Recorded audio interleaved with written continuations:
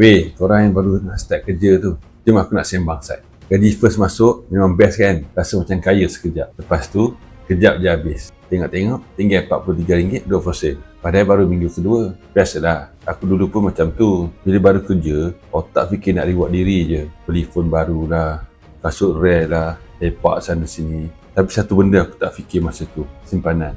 Dah 3-4 tahun kerja, tengok akaun, kosong lagi. Sampai dah aku jumpa pasal public goal ni. Dia ajar aku satu benda. Kalau kau tak pandai simpan, gaji RM5,000 pun boleh kering.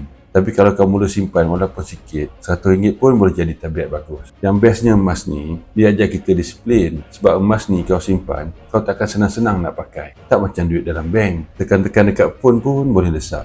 Aku start dengan RM1 guna akun Gap. Tak rasa berat pun. Tapi bila konsisten, tengok-tengok dah bergram-gram. Masa tu baru rasa bangga dengan diri sendiri. Simpanan ada, tenang sikit otak. Jadi kalau kau baru kerja, tolonglah, jangan ulang silap aku dulu. Simpan dari awal. Lagi awal kau mula, lagi senang kau bina simpanan. Gaji naik ke, tak naik ke, simpanan tetap jalan. Klik link kat bio atau isi beg biru di bawah, aku tolong guide. Masa muda, kita enjoy. Tapi jangan lupa simpan. Nanti umur 30, kau akan ucap, nasib baik aku muda awal.